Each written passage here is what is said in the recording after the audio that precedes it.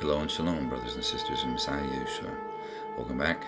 I'm Jeremy, and this is Millennial, Day 2 of Creation. Let's get started.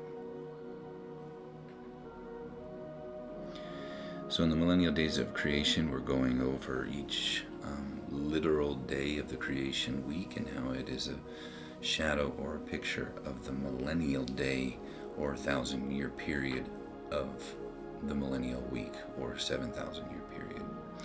On day 1, we covered that he created God created the light, or said, "Let there be light," and that the light was good. And then he divided the light from the darkness on day 1. In millennial day 1, we saw that originally we were good, and the light was in us. And then we ate from the tree of knowledge of good and evil. Our minds were opened to going from only good to knowing good and evil. And then we also saw that that's also when we transferred authority. The Hebrew word, the Hebrew letter for 1 is the Aleph, and that means authority. And on the first day, we transferred that authority, going from God and being good, and we chose the tree of knowledge of good and evil, given Hasatan, who has the authority over those things. All right, so with that, let's get into day 2, which is the millennial period from 1,000 years to 2,000 years. And let's see how these correlate. So on day 2 is in Genesis 1:6. It says, "And God said, Let there be a firmament in the midst of the waters, and let it divide the waters from the waters. And God made a firmament and divided the waters which were under the firmament from the waters which were above the firmament.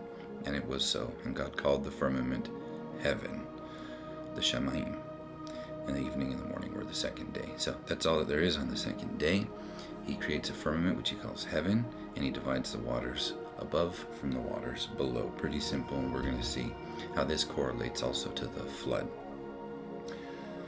But I want you to notice that there's nothing good said here. All the other days of creation, there's something that says, "And it was good." But on day 2, no. And we're going to find out why, because it's also a picture of the second millennium, where the earth is destroyed by a flood because of the evil that's in men's hearts continually. And so that is why there's nothing good said. So if we go back, remember in day 1, it said that the Spirit of God hovered over the waters, over the face of the deep. And so what I suggested is that we have this big ball of water out in space, and that it's just floating there, but the earth is inside it, but the earth is completely covered with water, and the earth hasn't come out of the water yet. But then in day 1, he says, "Let there be light," and there was light, and it was good, right? And so at this point on day 2, this is what we've got. We've got a big ball of water. There's light. Obviously, the earth inside the water didn't look like you see there in the picture, but just for reference. Okay, and then continuing into day 2, he's going to separate the waters from below and the waters above. But it says he creates a firmament, which he calls heaven. So we would say he creates a breathable atmosphere for us. And because of that atmosphere, water can now start to vaporize and ascend up into the heavens, or the heaven above the heaven, creating a cloud layer, a giant cloud layer that covers the whole earth. And if not a cloud layer, then a bubble, maybe a 6 to 12 foot thick bubble of water completely around the earth. And now stick with me and let's go through this and see if this is the case. But what I want to show you at this point is 2nd Esdras, when it's talking about the 3rd day, but it's referencing what happens on the 3rd day when the land appears. He says, "Upon the 3rd day, you did command that the waters should be gathered in the 7th part." That's 14% of the earth. 6 parts you have dried. So he's telling us that on the land, on the earth, on the 3rd day, when he dries up the water, where does that water go? Well, it goes up into the atmosphere. We're going to see on day 2. But when he starts that process, just like he started the process in day 1 for the waters to be able to go up into the atmosphere by the Spirit hovering over the waters. So he started to that process and the light. Then when he creates the breathable atmosphere, it is able to ascend. And so the process starts. But on day 3 is when we're going to see the land appear. But what's important to notice here is that it says that it's only 14% water. Today, we have 70% water on our earth. That is 5 times more water than they had before the flood. So with 5 times more water now, we don't have as much water in the atmosphere, and we're going to see that. Now, water's normal state is a ball. It is a globe, it is a drop, or a bubble. Same with air. You put water or air in any liquid or on any solid surface or in a vacuum, it's going to be round. The only time it becomes a dome shaped is if that water then connects to the source that it's laying on, such as a table or whatever. But if it's on top of oil and it doesn't connect with it, it's going to remain a ball. And so the Bible says that he hangs the earth upon nothing. And so this is a picture from the International Space Station of a ball of water. And inside, I think he put I don't know what's in there, maybe a antacid or something that's creating a bunch of bubbles and stuff inside that you can see. But even in space, floating water's natural state is to be round. And in our atmosphere as well, drops of water or bubbles are round. In a solid surface as well, air and water, it's round, it's a bubble. But then if you connect it with a surface, like I said, you can get this dome shape. And then you can also have a bubble within a bubble, or a bubble around an earth, or one cloud layer all the way around the earth.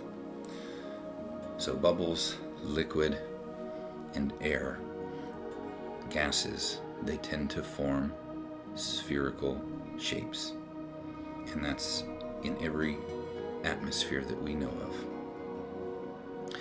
So my theory is that the earth was surrounded by water, and that water stretched out into the heaven or to the top of our breathable atmosphere, creating clouds. And then the earth was a solid mass within a liquid bubble or a liquid cloud layer in our atmosphere, which a lot of people call a canopy. Now we know that many of the other planets, such as Jupiter, is a gas giant, and it's covered with gas and liquid hydrogen that's just out there in the atmosphere. And we know that they're inside. They know that there is a solid core, but they don't know what it looks like or what it is. They haven't got in there, I guess. But anyway, so the same thing goes with the earth. We have this solid mass, but it's covered with H2O, with water, until it starts to expand, evaporate, and the vapor ascends up into the atmosphere, creating clouds. And so I believe this is what happened on the literal day 2 of creation. But let's talk about this for a minute, the cloud layer, the canopy, and the rain. In Genesis 2:5 it says, "When no bush of the field was yet in the land, and no small plant of the field had yet sprung up, for Yahweh God had not caused it to rain on the land." Now some people will say that this was only when they were in the garden, but I believe it didn't rain until the flood, and we're going to see why here in a minute. "And there was no man to work the ground, and a mist was going up from the land and was watering the whole face of the ground." So God literally created a sprinkler system in the earth, that a mist went up. So pressurized water from the earth watered the whole face of the ground. It goes on to say in Psalms 148:4, "Praise him, highest heavens, and the waters that are above the heavens." So a lot of people will use this verse and say, look, this is after the flood or after the canopy theory, and there's still waters above the heavens. So those waters couldn't have been the ones that came down in the flood. Well, the Bible goes on to explain. If you've listened to my teachings and you hear that the Bible explains the Bible. It's not up to private interpretation. The Bible will somewhere interpret it, and maybe it's found in some of the other books, the Dead Sea Scrolls, or whatnot, but it always interprets itself. All right, so moving forward in Jeremiah 10:13 and Jeremiah 51:16.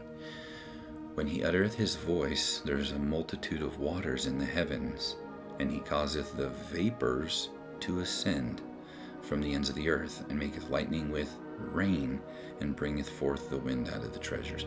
So here he's referring to the waters in the heavens as the rain, and the vapors ascend up.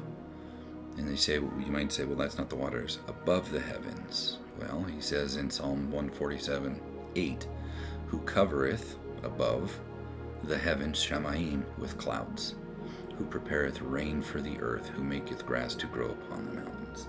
So yes, there's still water above the heavens right now, and it's in cloud form, but it's not as much as it was before the flood. So if before the flood there was 14% water on the earth and 86% land, where was all the water? It was up in the atmosphere. Well, how come we don't have as much now up in the atmosphere? Because we have 70% water and only 30% land. And you can see that it's clouds. It's almost like the earth is trying to rebuild its canopy, but it keeps falling down. And we're going to talk about why here in a minute, or my theory of why. So, before the flood, there was some sort of a vapor canopy, whether it was one giant water bubble or clouds. But if that was the case, if you Google, it will tell you that about 6 feet of water will keep out all harmful radiation and block it from us. And so with that, if we had that, those x-rays wouldn't age us as fast as they do. They've also found 35% oxygen was in the atmosphere at some time. Now this chart, it says during the course of the last billion years. That's incorrect. During the course of the years before the flood is when it had 35% oxygen. It wasn't billions of years ago. All the evidence out there states that the earth is young. It's not billions of years. But you can hide anything in billions of years.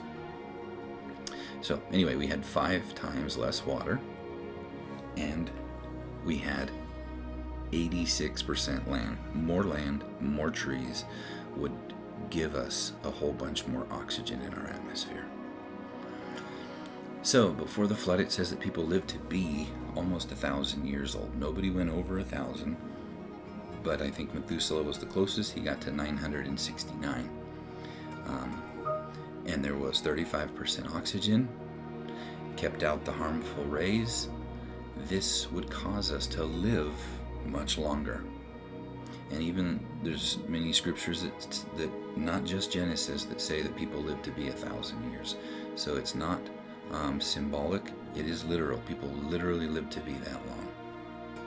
And so there should be evidence of this, right? If people live to be that long, then so should some of the creatures that God created. And so that's why we have such things as reptiles. Now, not all reptiles, but some continue to grow and not stop. But I believe most of them will get to a certain point, and then it's not that they stop growing, but they just slow rapidly. But even if you're slowing your growth rapidly, if you live to be 9,000 years old, you're going to keep growing. So if there was a world where people lived to be 9,000 years old, or 1,000 years old, there was 35% oxygen, we kept out the radiation, then we should see giant lizards all over the earth.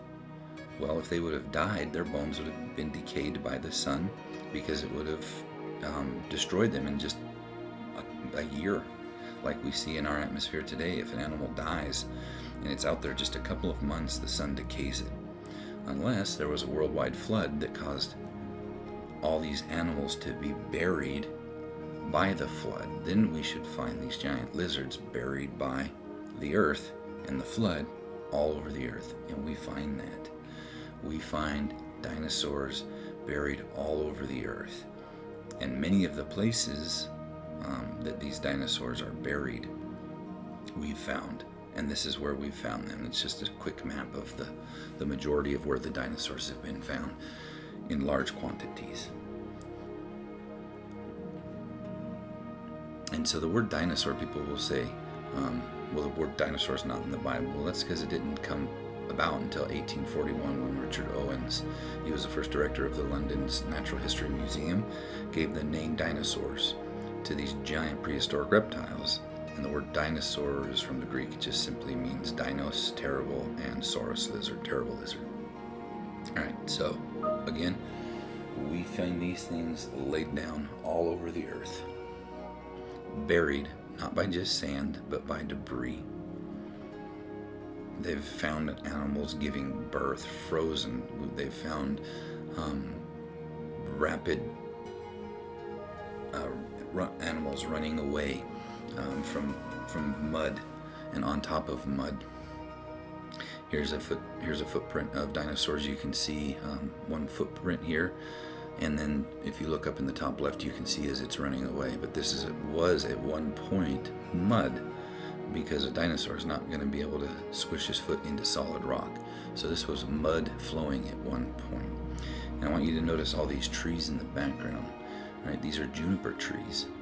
And if you look real close, you'll find all over this area little petrified juniper berries.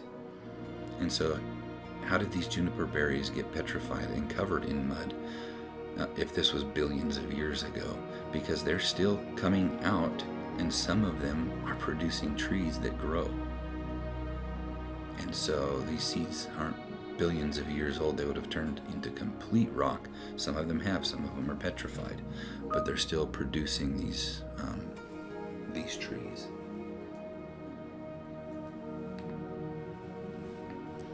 And here you have more dinosaur bones, buried, large ones, very large ones. We find these all over the earth. More dinosaurs buried. This one's intact. So we know that this wasn't just naturally died and some animals came and ate it. This was buried by a worldwide flood. Same thing, we have trees that were buried by a worldwide flood. And now these trees don't take billions of years to get buried. And you see these different sedimentary layers. These trees were buried rapidly. All right, enough about that. We will talk more about the flood and stuff in the next video, and evidence for it. But here I want to point out, and like I've said before, I do use the Book of Enoch and extra biblical books, only though I keep to the solid core of the scriptures. And so when they disagree, I will always lend to what I will always stay on with what the Bible actually says. But in Enoch, this is claimed to be written before the flood. And so here he's prophesying, and he says, "In those days shall punishment come from the Lord of spirits, and he will open all the chambers of the waters which are above the heavens, and of the fountains which are beneath the earth." So the waters above, he's calling these chambers up in the heavens. And we'll talk about the chambers above in a later video, talking about the resurrection and stuff from Isaiah, when it says the earth will give birth to her dead. Come, my people, enter into your chambers until the indignation is past. All right, moving on. In Genesis 6:5, it also says, "And yet I saw that the wickedness of man was great in the earth, and every imagination of the thoughts of his heart was only evil continually." So this is why he's going to destroy the earth. It says, "And it repented Yahweh that he had made man on the earth, and it grieved him at his heart. And Yahweh said, I will destroy man whom I have created from the face of the earth, both man and beast, and the creeping thing and the fowls of the air. For it repenteth me that I have made them. But Noah found grace in the eyes of Yahweh." So Noah found grace. All right, so let's talk about the flood. Matthew in 24:37, Yeshua says, "But as the days of Noah were, so shall also the coming of the Son of Man be." We've read that, we know that. They're eating, they're drinking, marrying, and giving in marriage. But there's something very specific in the book of Enoch that it says about those days. And it says, "In those days Noah saw that the earth tilted, and the destruction approached." So Noah's saying that the destruction, the flood, happens because the earth tilted and it's about to break open. Well, let's see if that's the case. Let's see if the Bible actually says that. So, they're right now, speaking of before the flood for them, they're in a land, a world, right, that has a water canopy around it. And the water on the land is only 14%, and that there's 86% land, 35% oxygen. People are living to be 1,000 years old. The picture there does not, obviously the land didn't look like that. It was carved out to look like this after the flood. But it goes on to say, in Genesis 7:11, in the 600th year of Noah's life, in the second month, on the 17th day of the month, on that day, all the fountains of the great deep burst forth. So the earth cracks first, and the water spews up into the atmosphere. And then the windows of heaven were opened, and rain fell upon the earth 40 days and 40 nights. So the waters above are starting to come down. In Genesis 7:19 it says, "And the waters prevailed exceedingly upon the earth, and all the high hills that were under the whole heaven were covered. 15 cubits upward did the waters prevail, and the mountains were covered." So everything now was covered with water, just as it was at the beginning of creation. So we see it's something like this, only this time there's an ark out there. The only living thing is this ark, and then the whole earth is covered by water. So that whole canopy came back down and created this big ball of water out there floating in space, and Noah's ark floating on top of it around the earth. Obviously his ark wasn't that big, not to scale. All right. It goes on to say, "And the fountains also of the deep and the windows of heaven were stopped, and the rain from heaven was restrained, and the waters returned from off of the earth continually, and after the end of the 150 days the waters were abated." So it ends up looking like this. Not exactly over time, it's still carving itself out, water's running off and things, but now we have water going back up into the atmosphere, only it can't sustain itself. Why? Why can't it hold itself now, but it did before? Well, I think it has something to do with the tilt, and we'll talk about that. Like Enoch said, the earth tilted. So now we have 70% water and few clouds in the atmosphere. So we go from 14% water, 35% oxygen, and 86% land before the flood to having 70% water, only 21% oxygen, and 30% land. Now, there's been scientists that have said that the dinosaurs before the flood were able to get that big because they could breathe. But many of them have said that in our atmosphere today, they wouldn't be able to breathe because there's not enough oxygen for them. However, I'm not a scientist. But anyway, we can now look up into the sky, and we can see clearly without clouds in some places. But over time, give it time, you will have clouds, and we can fly above those clouds. And so these clouds will then, when they get big enough, drop the rain back down to the earth.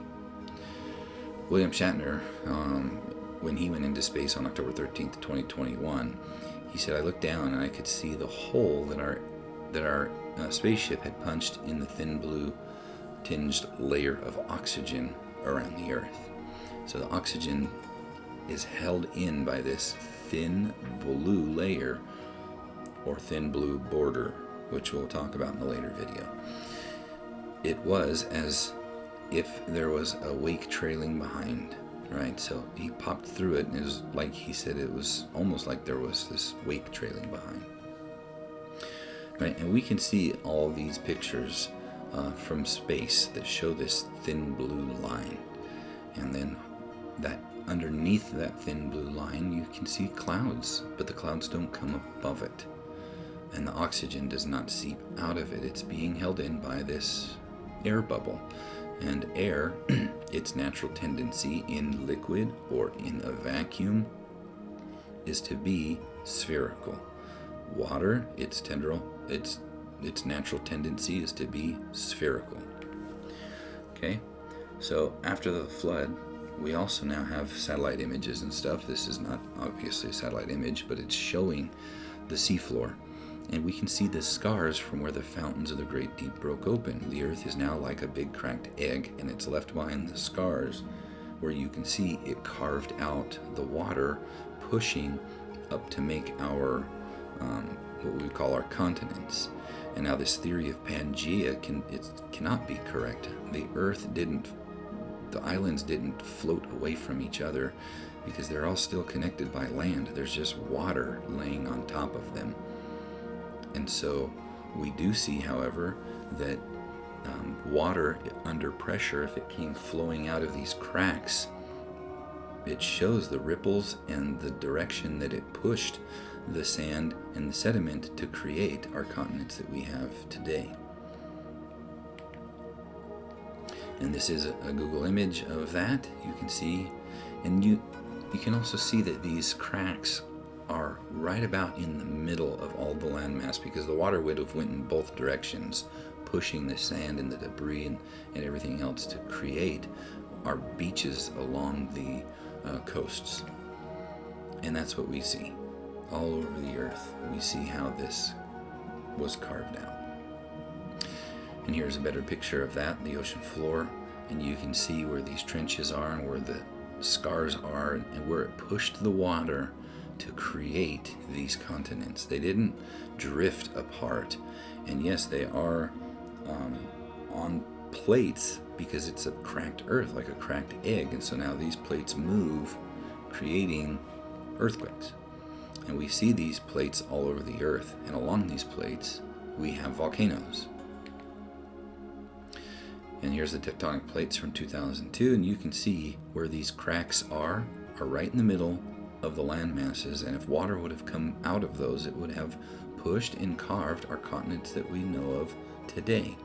So all the evidence there is for the biblical flood.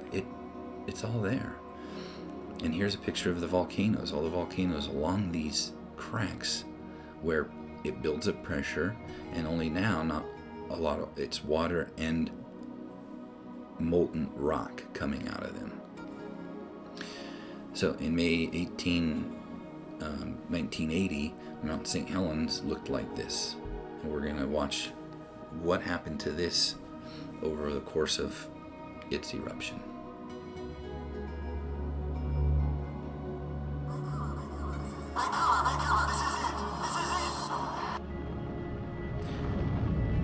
These are just pictures that were taken and put together.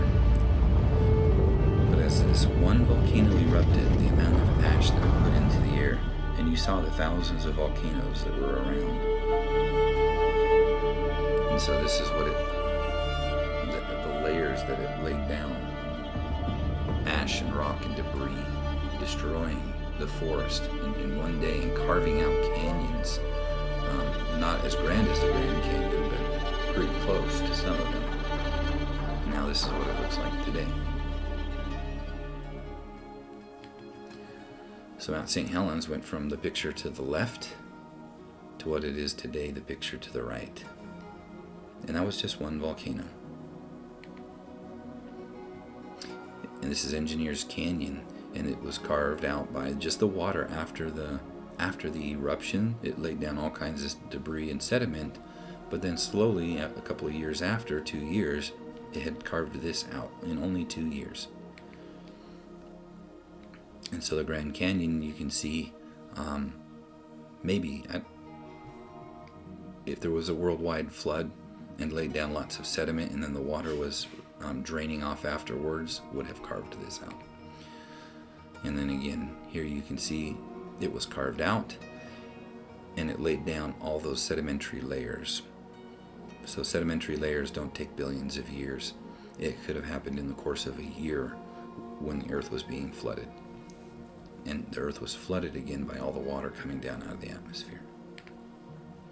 All right, so we looked at Genesis 1:6 and how everything on day 2, literal day 2, went from a ball of water, and that water, God created the heaven or an atmosphere, and then the waters were able to go up into the atmosphere either as a giant cloud that surrounded the whole earth, or a giant bubble that was several feet thick, keeping the harmful radiation out, allowing more land and lots more oxygen and longer life. And then on day 2, there was nothing good said in that second millennium. Whether you read the book of Genesis or the book of Jubilees, the flood happens both in that millennial day 2 period. And the fountains of the great deep were broken open, shot up into the atmosphere, the windows of heaven. That canopy came down, flooded the earth to be a big ball again. And then after the year-long flood, the water started to go back up into the atmosphere and also drain back down into the fountains of the great deep. And then we're going to see coming into day 3 that the land appears. And we're also going to look at what that when we get to the day 3 video. But so we can see the flood was a picture of the creation day 2, when he separated the waters above from the waters below, and then he had to do it again after the flood. The waters went back up into the atmosphere, only this time not all of them. All right, same thing. We went from 14% water, 86% land, and 35% oxygen is how it was created on literal day 2. The water went up into the atmosphere. And then on millennial day 2, that water came back down, covered the whole earth, and slowly over time, it goes back up into the atmosphere. Only this time is clouds, but they're not all up there because they now fall down and rain. Whereas it didn't fall down before, it was able to sustain itself and stay up there. And I believe it was because of the tilt. We'll look at that here in a minute. But before that, in 2 Peter 3:3, it says, knowing this first, that there shall come in the last days scoffers walking after their own lusts, and saying, where is the promise of his coming? For since the fathers fell asleep, all things continue as from the beginning of the creation. For this they willingly are ignorant, of that by the word of God the heavens were of old, and the earth standing out of the water and in the water, whereby the world that then was, being overflowed with water, perished. But the heavens and the earth, which are now by the same word, are kept in store, reserved unto fire against the day of judgment and perdition of ungodly men. But beloved, be not ignorant of this one thing, that one day is with the Lord as 1,000 years, and 1,000 years is one day. And we know that Yeshua said, as it was in the days of Noah, so shall also the coming of the Son of Man be. So he's connecting what happened with the flood with what's going to happen when Yeshua returns. And Enoch says of what happened with the flood, in those days Noah saw that the earth tilted and that destruction approached. So, does the earth really tilt? Let's look at this. We know that our earth right now is tilted. I know some people, my brothers and sisters that are biblical cosmologists, don't agree. But what we know of is that the earth is tilted at 23.5 degrees. And because of that, if you look at the picture over to the left, is why we get our seasons. And we have our equinoxes and our solstices. The tilt of the earth doesn't always point at the sun. It's always pointed in one direction, as you can see. When the northern hemisphere is pointed towards the sun, it's summer. And when the northern hemisphere is pointed away from the sun, it's the winter. And then when the northern hemisphere or the southern hemisphere, when they're both pointed at a 45 or at a right angle from the sun, you have your equinoxes. Equal daylight or equal night is what that word means. Okay, and with that also, the moon is also off on its own tilt, and that's why we get eclipses. I won't go into this here. We'll talk more about this when we get to the calendar teaching. All right, so with that, when the earth is pointed towards the sun, that is in the northern hemisphere, that's summer. And the southern hemisphere is pointed away from the sun, it's winter. And then the rotation, it looks like this because it's not completely up and down. It's tilted at an angle. And so that's what it looks like. However, if the southern hemisphere is pointed towards the sun, like you can see down there, it's summer. And the northern hemisphere, when it's pointed away from the sun, it's winter. And then it goes around the sun, completing its orbit in a year. All right, so with that, as you can see on this picture, because of that tilt, the sun, as it rises and sets on the horizon, moves to the north until the southern solstice, where it reaches its maximum north, and then it starts heading back down south again, crosses the equinox, and then goes all the way to the southernmost point, and that's winter solstice. And then it comes back over to the equinox. Well, and that's what it says in Psalm 19:6. It says, his going forth, speaking of the sun, is from the end or extremity of the heaven, and his circuit, tekuphah, unto the ends, the extremity of it. And there is nothing hid from the sun there. So it's saying it's going from the far north to the equinox to the extremity. And then it goes back to the equinox, back to the far north. And it just does this throughout the year because of our seasons. And because it's 23 and a half degrees, you see it goes that far south. If I was to cut that degree in half of the tilt, well, we would only see the sun go halfway to that summer solstice point, and so it wouldn't go the full distance, if that makes sense, right? So the book of Enoch talks about these 6 gates that it goes through, or 6 gates, I believe, that it rises and sets in. Okay, and so each of these gates would be smaller if the tilt was less. Okay, and as it travels through the year, it goes through them, these 6 gates. And we'll talk again more about that in the calendar teaching. I just wanted to point out the tilt with that. Now, for those of you that aren't familiar with conservation of angular momentum, it's easy to explain in a figure skater, right? If you spin something and you bring its mass closer to the center, it's going to spin faster. Like a figure skater, when she brings her arms in, she speeds up and she goes real fast. But if she puts her arms out, she starts to slow down. So anything that gets closer to that center of its spin is going to spin faster. So same thing with the Earth, right? If we were at 23.5 degrees and we bring that tilt in closer, it's going to spin faster. So could it be that tilt, if it was much closer in, let's say it was only 12 degrees, the Earth could spin faster. The year could go quicker, maybe 360 days or 364 instead of 365. But also with that, there would be more centrifugal force.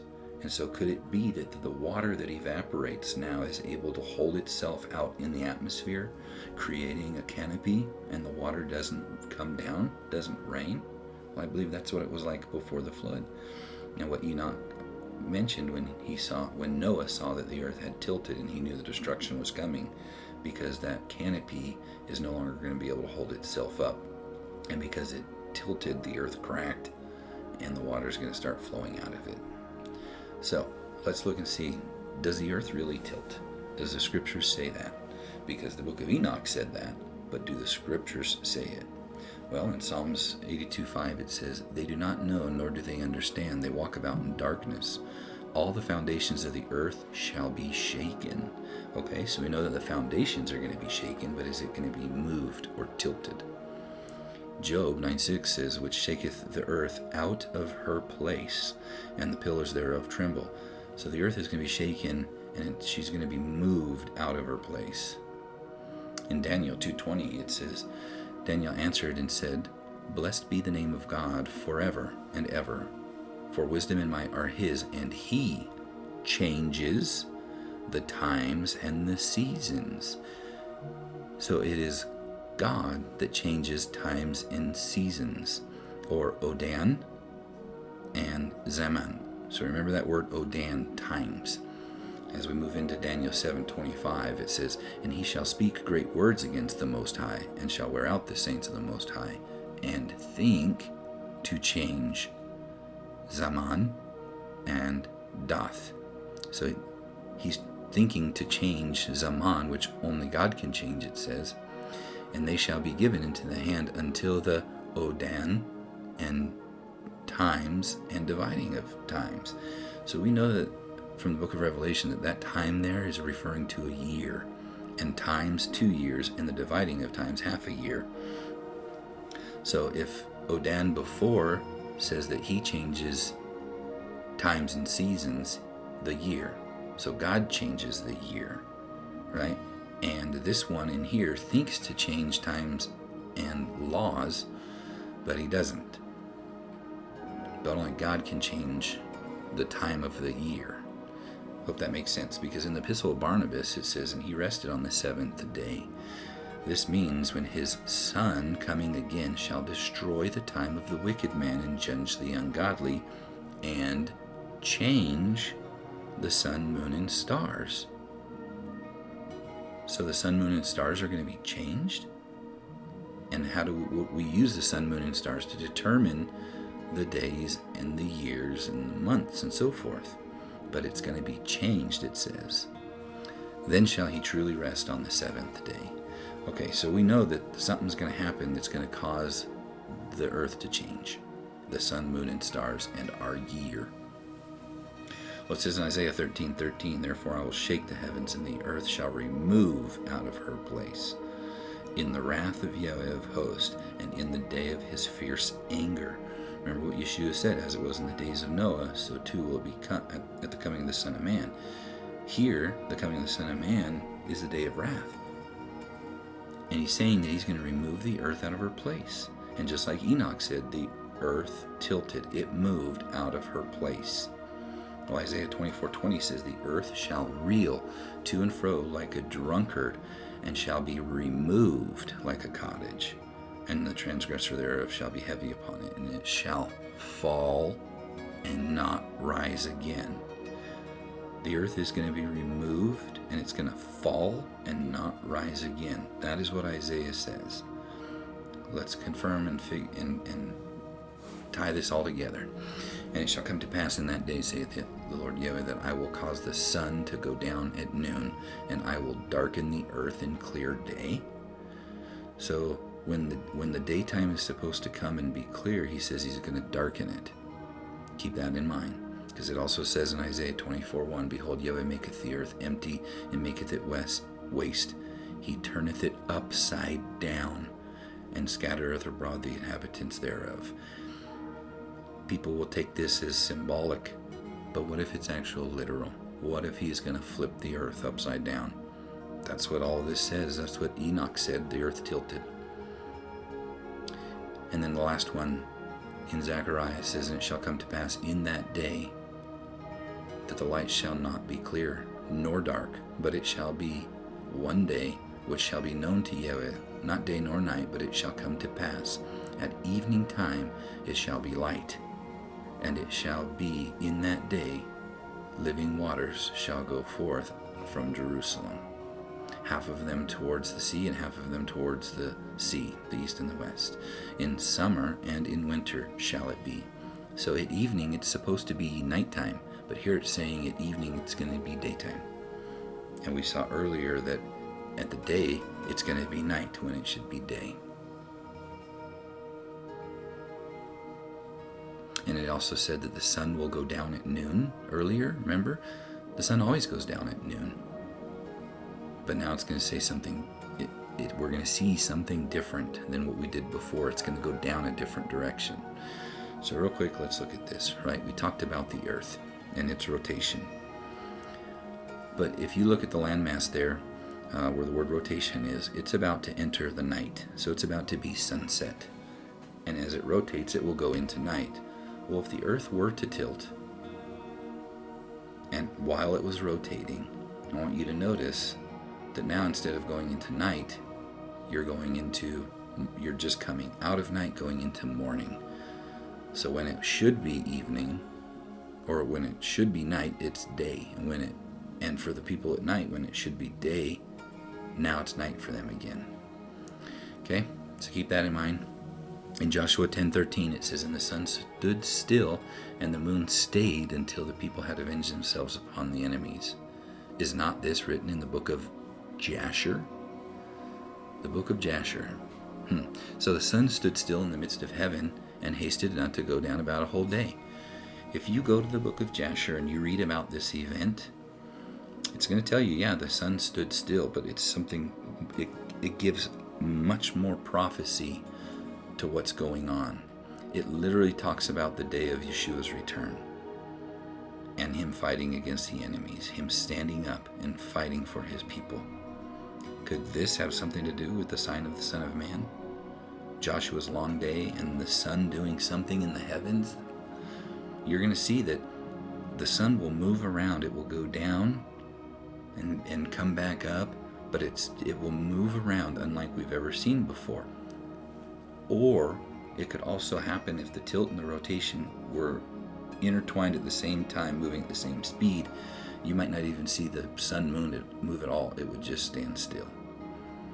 Again, if you go to the book of Jasher and read it, it talks about Yeshua's return. It's a song about Yeshua and his return. And Joshua's name is the same name as Yeshua, but Joshua is praising Yeshua in this psalm. And it talks about him returning. So is this the sign of the Son of Man? I believe it is. All right, so let's look at this. We talked about this. The rotation works like that. All right, it's not straight up and down because it's at a 23.5 degree tilt. However, if you look at this picture here, the earth is it's in evening right now, and it's about to be nighttime. Evening is from noon to sunset, and then you have you still have evening going, but the day is done and it becomes night. But when the moon's turned to blood, like it says in that day, as you can see, it's trying to go into evening, but it can't. And look at the sun, what it's doing. It will be moving around and looking very strange to us, but as that rotation continues to go, now it's morning. We didn't see the night when it was supposed to be evening, like the prophecies just said. It's now daytime again and the start of day. And for those at night, same thing. When they were supposed to see the day, the night came. And now our seasons are upside down. We're still in summer, but we're flipped upside down, and the constellations will be upside down. So also with this event, all of the stars of the heavens, when you look, a certain percentage of them it will look like they're being cast to the ground. Could that be what Revelation is talking about when a third of the stars are cast to the earth? It says, are they not literally cast to the earth, but are they cast down, meaning at nighttime, everybody that sees the stars normally go from east to west. They now go down, either to the north or the south. Now, I'm not saying this is exactly the amount that it's going to flip or what degree it's going to go to. I'm just showing you a 12 degree here. And now the earth will spin faster. The canopy will be able to restore itself, and it won't fall back down because it's spinning faster. Our year will go from 365 days to either 364 or 360. Or maybe it goes back and forth a little bit until it settles out. And so for a period of 3.5 years, it's 360 days.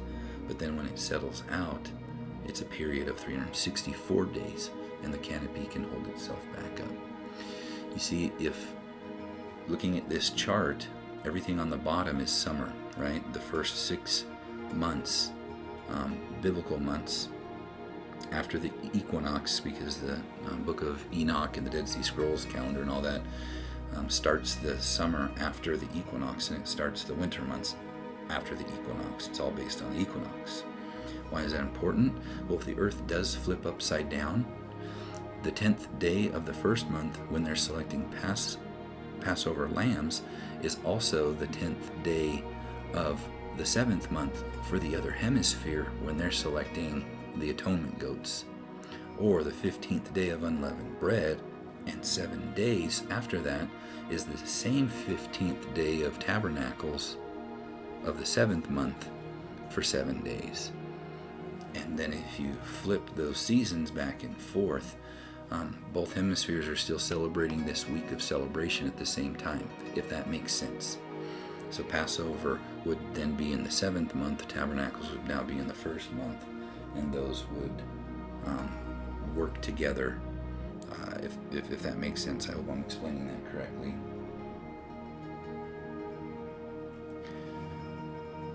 The months would flip, basically. So the southern hemisphere's winter would now be up top, and winter would be summer for the other hemisphere. All right, moving on. In Jubilees, because we know that the before the flood, people lived to be 1,000 years old.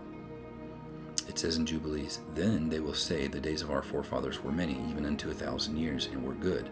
But behold, the days of our life, if a man hath lived many, are 60 years and 10, so 70 years. And if he is strong, 80 years. And those days are evil. All right. It goes on in Jubilees, and it says, and they will strive one with another, the young with the old with the young, the poor with the rich, the lowly with the great, and the beggar with the prince, on account of the Torah. Is that not what we do today? That is exactly what we do today. And the covenant. For they have forgotten commandment and covenant, and feasts and months and Sabbaths and Jubilees and all judgments. We have done away with the Torah mistakenly, because we made the old covenant to equal the Torah, and the old covenant doesn't equal the Torah. The old covenant is found in the Torah, but the old covenant isn't the whole Torah. It had to do with the sacrificial system and the priesthood and the tabernacle and moving into the temple and stuff. And I'll talk about that in another teaching. But we all argue about this. The book of Jubilees prophesied about this happening. It goes on to finish that prophecy saying, in those days the children will begin to study the Torah and to seek the commandment and to return to the path of righteousness. So Jubilees is saying that the path of righteousness is found in the Torah. It's the tutor that leads us how to be spiritual and find love that Yeshua is trying to teach us. And the days will begin to grow many and increase amongst those children of men. So in the day that people start returning to the Torah, and this started happening in 2009 all around the world, thousands of people started coming to this knowledge that, wait a minute, the Torah shouldn't have been done away with. Why are we not looking at this? This is love. Jubilees prophesied this. And he goes on to say, till their days draw near to 1,000 years, and to a great number of years than before was the number of days. So he's saying that shortly after the days that people begin to return to the Torah, that's when their lives are going to return to being 1,000 years again. Well, what event can have that happen? The earth tilting and it going back to pre-flood conditions where the canopy is able to rebuild itself and the water goes back up into the atmosphere. Well, why do I believe that's going to happen again? Well, not only Jacques Cousteau, but many scientists agree. It says, were the crust of the earth to be leveled with great mountain ranges like the Himalayas and the ocean abysses like the Mariana Trench evened out, no land at all would show above the surface of the sea. Earth would be covered by a uniform sheet of water more than 10,000 feet deep. So overwhelming the oceans shall be. So why is that important? Because the Bible says that one day, and every island fled away and every mountain were not found, that the earth is going to be leveled again. And if that happens, like Jacques Cousteau said, we would be a big ball of water again. Because there's still enough water, 70% on the earth, that if you leveled the earth, that it would all cover it again. But the Bible says in Genesis 9:11, and I will establish my covenant with you, neither shall all flesh be cut off any more by the waters of the flood, neither shall there any more be a flood to destroy the earth. So he promises us that he wouldn't do that. But if every island and mountain flee away, all the scientists say that it would flood the earth again, that everything would be covered, unless that water that we now see, right? We see the clouds, we have 70% water, 21% oxygen, 30% land. If the earth tilts, it spins faster, that water is able to evaporate up into the atmosphere and hold and not come back down, creating more land mass again, creating more oxygen, more trees, and lifespans being able to go to 1,000 years. So, with that, let's wrap it up again. On day 2, the literal day 2, he created a firmament, heaven, and he separated the waters above from the waters below. The earth was a place, an environment that enabled people to live to be 1,000 years old. However, 1,656 years later, according to Genesis, or 1,308 years later, according to the Book of Jubilees, both in the second millennium, the fountains of the great deep broke open, and those waters that were up in the heavens came down because the earth tilted, says Noah, and it couldn't sustain itself anymore. So it came down and it flooded the earth again, just like it was when the Father created the atmosphere on day 2. So in the second millennium, the earth is a big ball of water again until the water starts to slowly evaporate and vapors go up and create our clouds that we have today. Only now they can't sustain and stay up there. When they fill up, they fall back down, and it creates rain.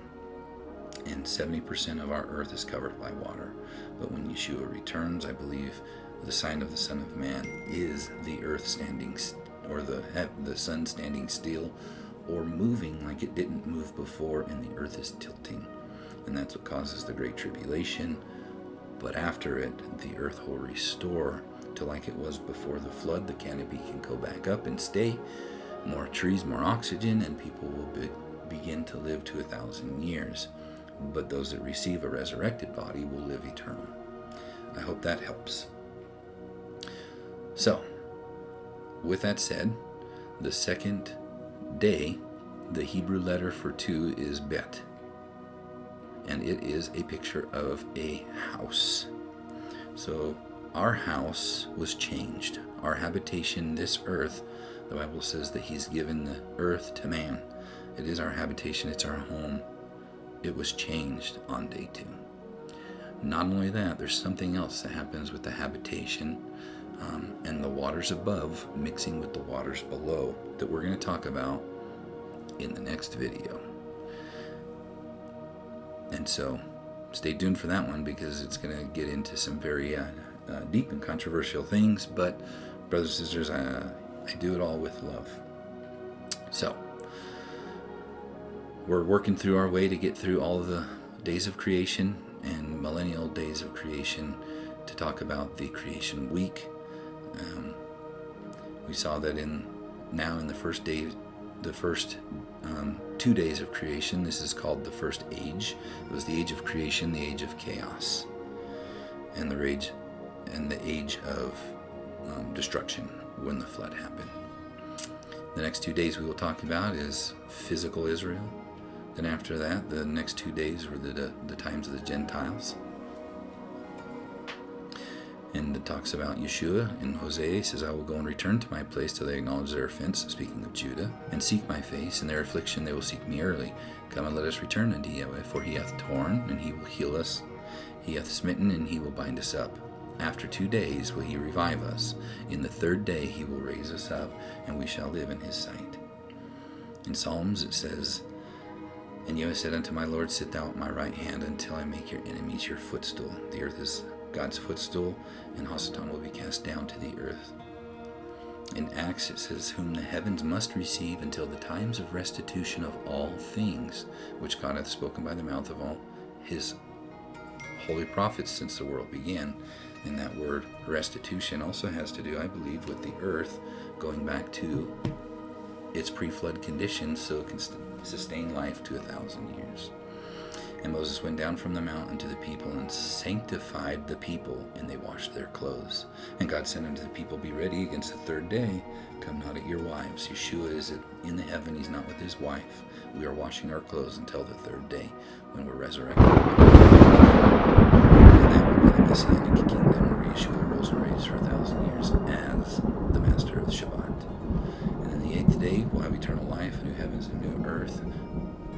darkness, no night, no evil, no pain, no tears, no sorrow, no war, no death, no sin, no knowledge of good and evil, or the tree of knowledge of good and evil, no sea and no Satan. It'll be good and perfect. The 8th day for eternity. With that, brothers and sisters, Yahweh bless you and keep you. Yahweh make his face shine upon you and be gracious to you. Yahweh lift up his face upon you and give you peace. In Yeshua's name. Till next time. Shalom.